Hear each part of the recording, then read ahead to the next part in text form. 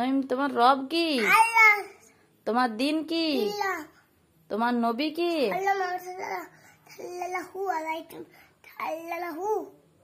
সাল্লাল্লাহু